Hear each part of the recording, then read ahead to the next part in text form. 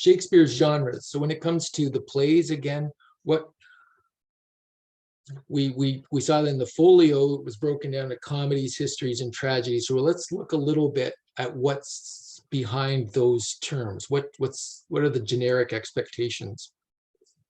So here we're talking about plays, or drama largely is the large category of genre, and then within that there can be comedies, and then in the Elizabethan era, histories and tragedies. So the Greek drama obviously had comedies and tragedies, but hadn't invented this form, history. It's a different form, and we'll have another lecture, our next lecture, that just looks at that genre.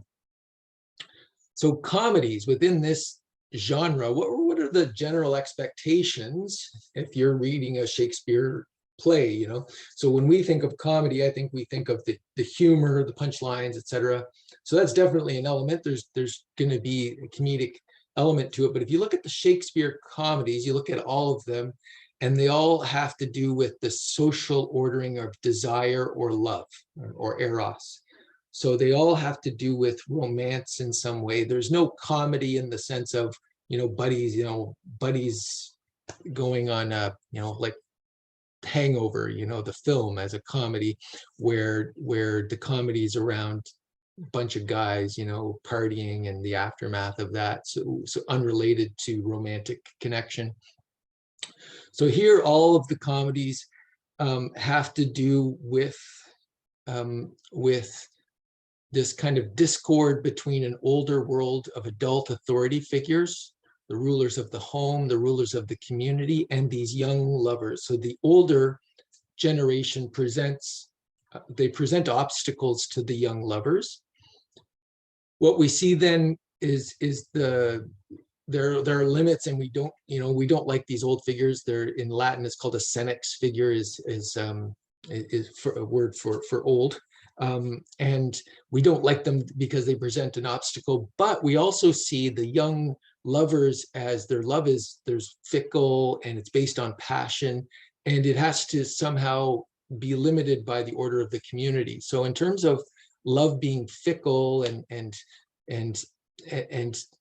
not something you can totally trust, I really point to, in particular, two plays, Midsummer Night's Dream, where they're in the woods, the pairs of lovers are in the woods. They are played with by the fairies, in particular Puck, who is able to change the love object of each one, and the lovers fall in love with the opposite members, and this is mirrored by a group of mechanicals who are also in kind of a confusion, in a comedy of errors, so to speak.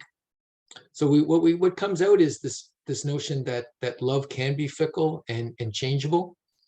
The same with Two Gentlemen of Verona. Again, two gentlemen who find their way in the woods, and the love object of the main characters, it becomes inverted in each case, and there's goes on the dark side there a little bit with almost a attempted kind of date rape, I guess you would say, with one of the characters. So all that to say, in the comedies, there's a dark side to the senex figures, but there's also a dark side to the young lovers in their following of passion, or the fickle nature of love. So in the end, the lovers need to be brought within a social order, and their passions regularized through the institution of marriage. And part of what's happening there is love and passion and desire. All that's necessary for the perpetuation of the community through legitimate offspring, but it has to be ordered by social institutions. So it's this kind of compromise between or bringing into limits of this kind of natural passion within something that can bind a community together. So with that in mind, all the comedies are socially focused. None of Shakespeare's comedies have an individual's name in the title, and I find that interesting. And and whereas many other Elizabethan comedies had individual names in their titles, but of Shakespeare's plays, only the comedies have whether it's, Merchant of Venice, let's say a social function, or The Taming of the Shrew is not the name of a character, it's a social action / function. All's Well That Ends Well, As You Like It. I could go on, but again, the Midsummer Night's Dream, Two Gentlemen of Verona, the individual name is not in the title because it's not emphasized. The individual fate is not emphasized. What's emphasized is the bringing together of raw, natural passion, fickle passion into social institutions that are going to give it some sort of permanence and contribute to the permanence of the community. So tragedy, on the other hand, definitely deals with individuals in their relationship to their own fate or death.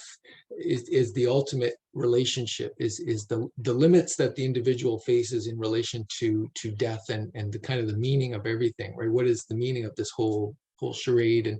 And the tragic individual seems to be one that has an insight in whether it's real or seeming, into a real or seeming disorder in the cosmos and in his or her own existence. So Lear and Othello each have an insight into what they see as a disorder in the cosmic disorder. In the case of Lear, that's mirrored by the disorder and, say, savagery of daughters to fathers, of wildlife, and as mirrored in the storms that to which he's being exposed as he raves madly on the heath. Othello sees a disorder in the cosmos but as exemplified most in the fact that you can't trust others. There's jealousy, and can't trust even the one that you love in his own mind, even though this is, again, a seeming disorder. So this insight can lead to paralysis and introspection, as it does in the part of Hamlet, or to a resigned unfolding of one's fate, as it does in Macbeth. And the tragic seems to arise in Shakespeare when this individual human insight and humans' ability for divine-like insight outstrips our merely human capacity to deal without, or to live without, fiction. So without the kind of stability of the social institutions and community that provides, let's say, unity and permanence, or it provides some sort of communal whole to what can be the chaos of existence. So tragedy is focused then on the individual. So all of Shakespeare's tragedies feature the name of a character. And then history deals with this intersection, I would say, of the individual as person of political action and the community. So if comedy deals with the social integration of love, history deals with the state as forming itself out of war. So in a way, history is in tension with comedy to some extent on that front. And if tragedy deals with the individual in moments of insight, let's say contemplative, history deals with the individual as a man of action in the world. So Shakespeare's histories are unique in being this kind of pointing to both the tragedies and the comedies. Like, it's a mingling of kings and clowns, as Sidney said. Sir Philip Sidney, in the Defense of Poetry, talked about plays of his day. This was before Shakespeare was writing, so he wasn't referring to Shakespeare, but he criticized some plays for mingling kings and clowns, and Shakespeare's plays definitely do that to some extent. So they show the whole register of the community within the order of the state and the cosmos. They show, let's say, lower orders as well as aristocratic characters. So the relation of the genres, I think if you look at Shakespeare's genres, you can see that they kind of point to one another. The comedies, passion is brought within the bounds of the community. So Midsummer Night's Dream is a great example. And it points to the drama of the community and its leaders. And then in history, we have these individual rulers who struggle for honor and power, and they struggle for the right shaping of the community. And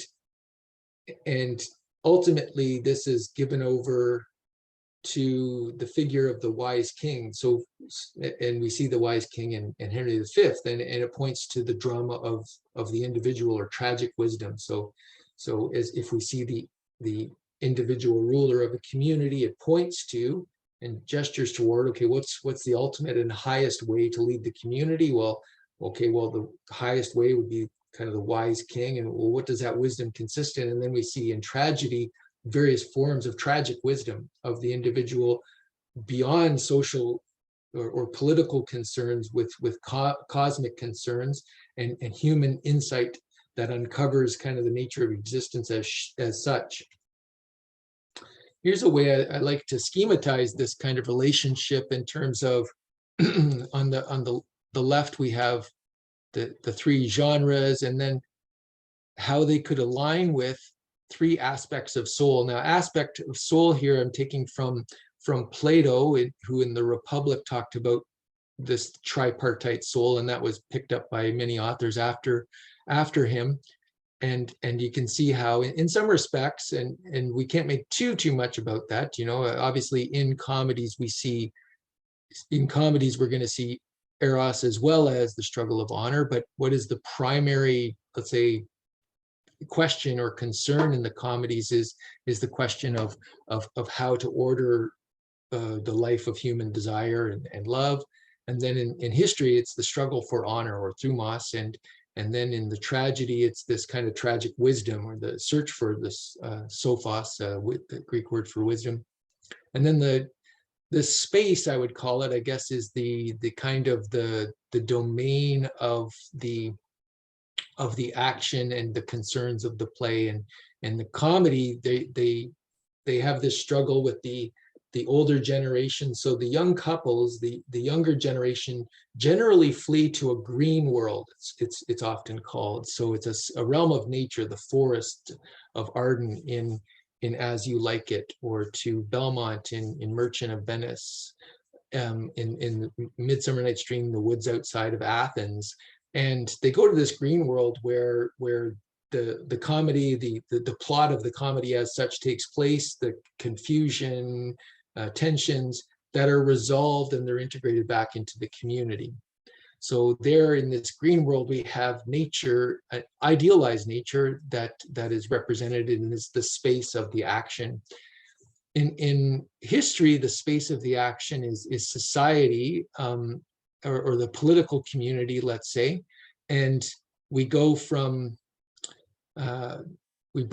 let's say political discord brought into some sort of order, the order of the political that points to a higher order, which is, let's say, cosmic or divine order, or fate, that we see in tragedy.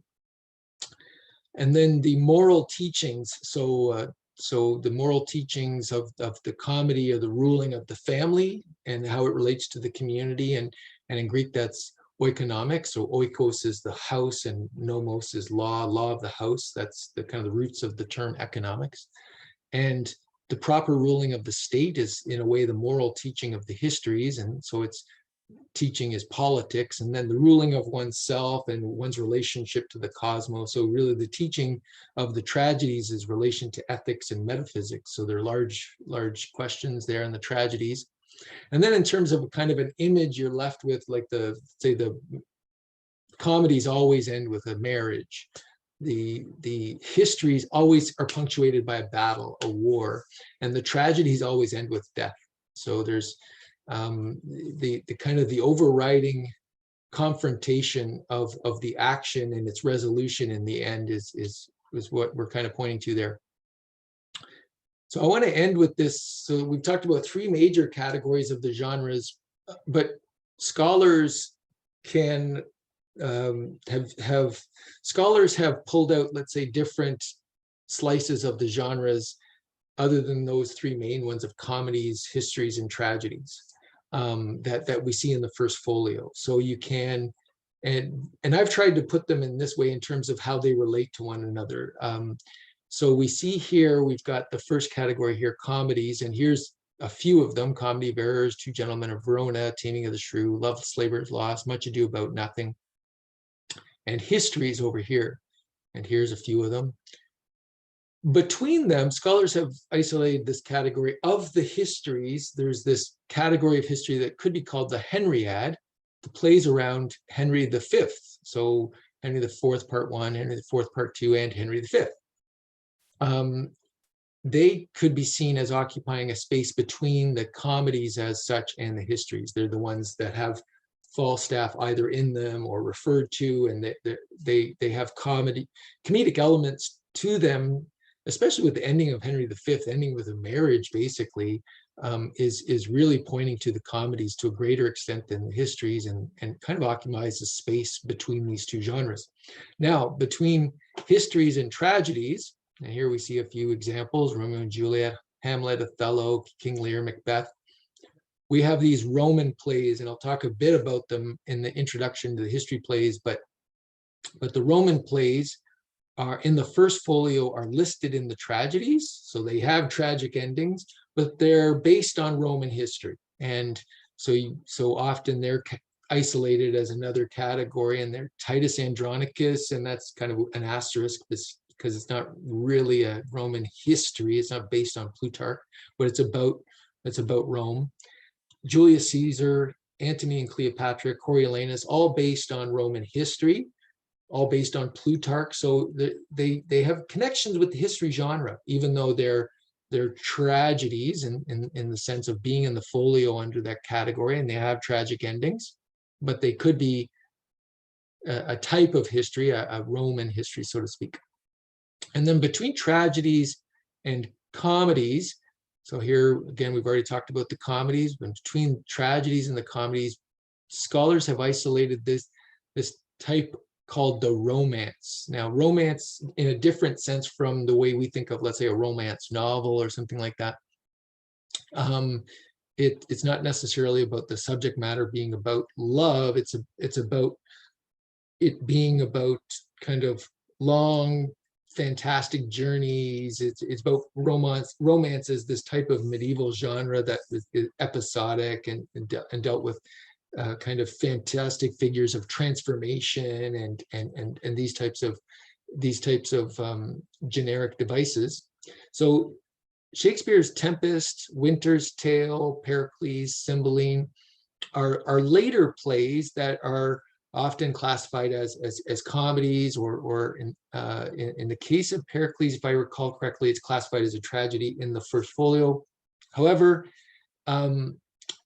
scholars, because of these generic features, and they all being later plays, seem to share these features: a sea journey and children that are lost and found decades later, or family members lost and reunited with much later. They all seem to share those features and can often be called romances. And they share this, as I said, category between, I would say, between tragedies and comedies.